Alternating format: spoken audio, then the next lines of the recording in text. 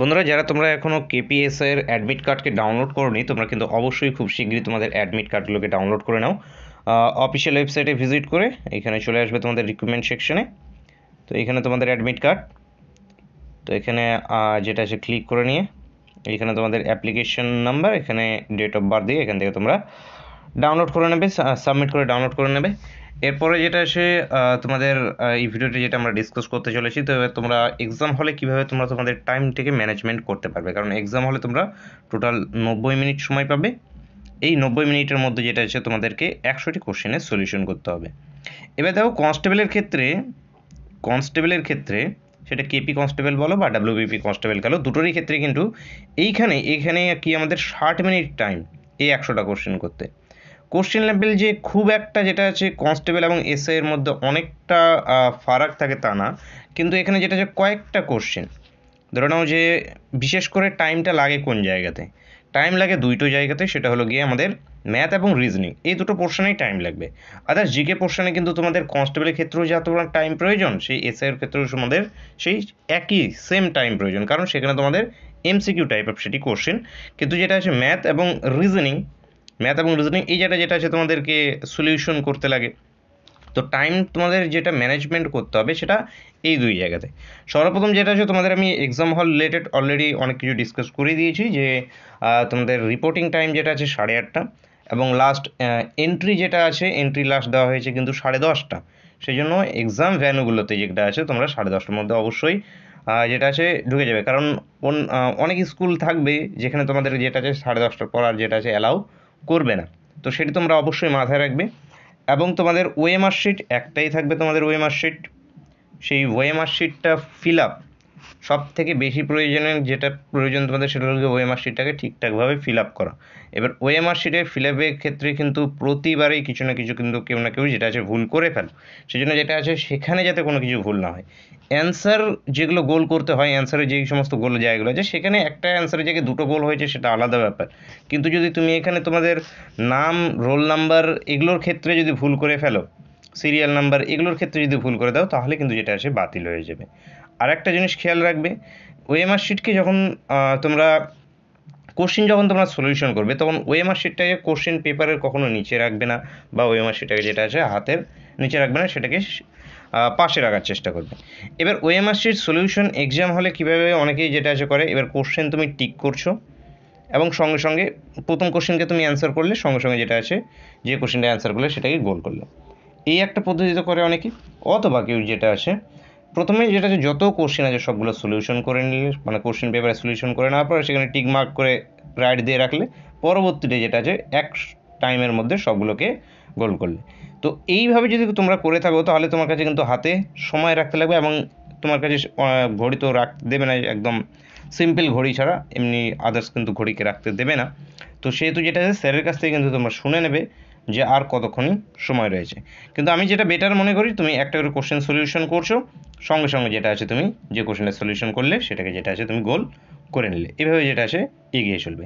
এইবার দেখো, অনেকে বলে যে প্রথমে জিকে পার্টকে করব, কিংবা আমি যেটা আছে ম্যাথে ভালো আছি, আমি অঙ্কের পার্টটাকে প্রথমে করবো, বা আমি রিজনিংয়ের পার্টটাকে প্রথমে করবো। কিন্তু কোশ্চেন সেট তো ওইভাবে হয় না। কোশ্চেন কীভাবে সেট হয়, প্রথমে হয়তো অঙ্ক, তারপরে রিজনিং একটা আছে, তারপরে তিনটে হয়তো পরপর অঙ্ক আছে, তারপরে একটা যেটা আছে আবার জিকে আছে, তারপর তিনটে হয়তো ম্যাথ আছে, তারপরে একটা হয়তো আবার জিকে আছে, তারপর তিনটে হয়তো রিজনিং আছে, এভাবে প্রশ্ন থাকে। তো বলবো ওইভাবে ওই ধাঁচেই কিন্তু করে আসবে, একদম প্রথম থেকে ওই ধাঁচে একদম করে আসবে। যে কোশ্চেনে আটকে যাবে সেই কোশ্চেনকে তখন না করার জন্য। বারবার করে বলি এই জিনিসটা অঙ্কের ক্ষেত্রেও, যেটা বিশেষ করে অঙ্কের ক্ষেত্রেই, যেটা যদি তোমাদের যদি উত্তর না মেলে সেটার পিছনে সময় কিন্তু বেশি এক্সট্রা দেবে না।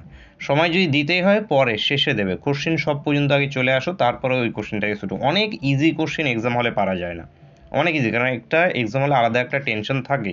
তুমি সারা বছর প্রিপারেশান নিয়েছো, ভালোভাবে প্রিপারেশান নিয়েছো, তারপরেও যেটা আছে এক্সাম হলে গিয়ে ভালো মতো স্কোর করা যায় না, কারণ একটা ইন্টারনালি একটা টেনশন থাকে, সেই টেনশনের কারণে সেটা হয় না। সেটা যাতে হাবি না হয়, এবং সেটা বেশি পরিমাণে হাবি হয়ে যায় কখন, যখন দেখবে যে একটা কোনো কোশ্চেনের উত্তর তুমি করতে পারছো না, বা তোমার ইজি কোশ্চেন, জানা কোশ্চেন, তুমি জানো যে তুমি কালকে পড়ে এসছো কিন্তু এখন পারছো না।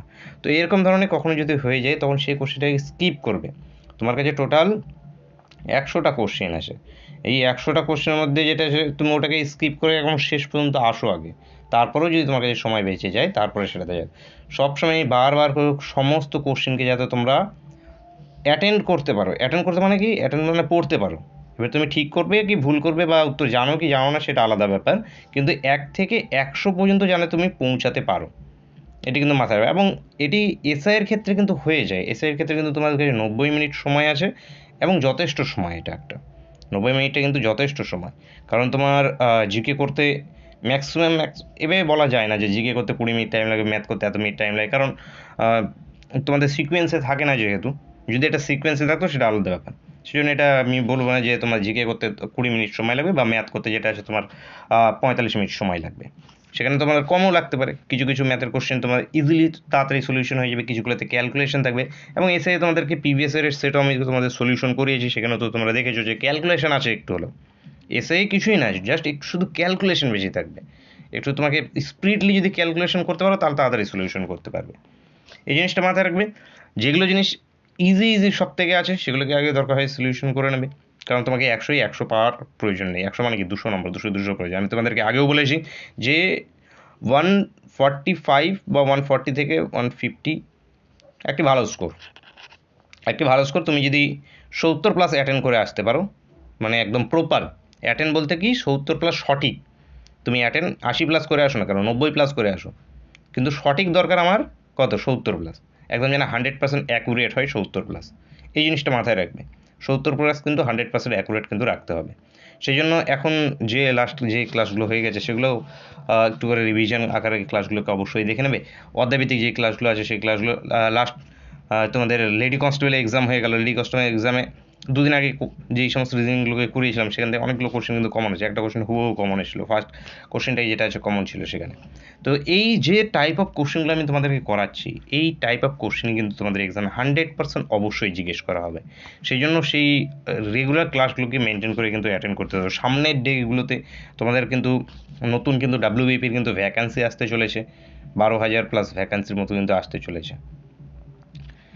তো নিজেকে ভালোভাবে আরও যেটা আছে প্রিপেয়ার করতে হবে, শুধু এখানেই থেমে গেলে কিন্তু হবে না। তো অবশ্যই চ্যানেলের সঙ্গে যুক্ত থাকবে। এবং এক্সাম হলের টাইম ম্যানেজমেন্ট কিন্তু এসআইয়ের ক্ষেত্রে আমি মনে করি যেটা যে টাইম ম্যানেজমেন্ট হয়ে যাবে। জাস্ট যদি তোমরা কোনো কোশ্চেনে যদি আটকে যায় সেই কোশ্চেনে যদি টাইমকে যদি নষ্ট না করো, তোমাদেরকে আমি বারবার করবো যে টাইম কিন্তু নষ্ট করবে না। এবং আমি তোমাদেরকে কিছু কিছু রিজনিংয়ের কোশ্চেন বলে দিয়েছি যে শূন্যস্থান টাইপ অফ কোশ্চেন থাকে, সেই কোশ্চেনগুলোকে যেটা আছে একবারে যদি না হয় স্কিপ করে লাস্টে করার চেষ্টা করবে। একদম বেশি বড় ক্যালকুলেশন দেখতে পাচ্ছ বা অঙ্কটা দেখে মনে হচ্ছে অনেক বড় হতে, অনেক প্র্যাকটিস করা থাকলে জানা যায় যে এই কোশ্চেনটা এত বড় হতে পারে, তাহলে এটা কোশ্চেনটা পরে করবে, জাস্ট দিয়ে করবে। টাইম কিন্তু লাগবে শুধু তোমাদের রিজনিংয়েও খুব একটা বেশি টাইম লাগবে না। রিজনিংয়েও টাইম লাগবে না বলতে কি ভাবতে হবে রিজনিংয়ে বেশি একটু, এইটাই ভাবার কাজটাই সব থেকে বড়।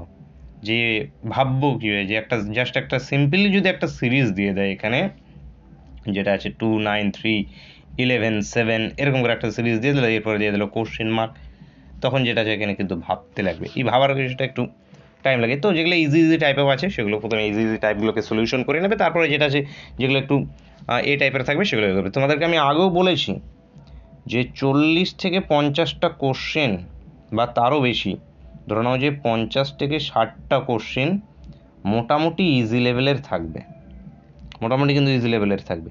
এবার 60 থেকে মোটামুটি ওই 75 বা 80-85 পর্যন্ত ধরে নাও মডারেট লেভেলের থাকবে। বাকি যে 15টা কোশ্চেন থাকবে একদম হয়তো হার্ড টাইপের থাকবে। তো এই 15টা কোশ্চেন যদি স্কিপও হয়ে যায়, জাস্ট ইজি এবং মডারেট লেভেলগুলোকেই যদি কভার করতে পারো, তাহলেই কিন্তু যেটা আছে তোমাদের কিন্তু স্কোর পর্যন্ত পৌঁছে যেতে পারো। তো সেই জিনিসটাই যেটা আছে তোমরা ফলো করো না, যেটা সবসময় মনে করো যে ইজি কোশ্চেনকে পড়বো না, খুব হার্ডকে পড়বো। কারণ দেখবে যে কোশ্চেন পেপার যখন হাতে পাবে দেখবে যে আর এই কোশ্চেনটা তো ইজি কোশ্চেন ছিল একেবারে, সবসময় চোখের সামনে দেখতে, কিন্তু ইজির কারণে যেটা হচ্ছে তুমি সেটাকে পড়োই নি, যে এগুলো থেকে তো একদম খুবই পাতি কোশ্চেন দেখলেই পেরে যাবো, কিন্তু এক্সাম হলে গিয়ে পারো না। সেই জন্য কী বলা হয়, প্র্যাকটিস প্রয়োজন, রিভিশন প্রয়োজন। তোমরা রিভিশনই করো না। তো রিভিশনটা কিন্তু রেগুলার তোমরা অবশ্যই করবে। যে কোনো চাকরি পরীক্ষা দিতে দাও না কেন, তুমি আজকে যেটা পড়ছো তো পড়ছো, এর সঙ্গে সঙ্গে প্রিভিয়াস কিছু একটু রিভিশন করে নেবে। তো রিভিশনটা কিন্তু অবশ্যই দরকার।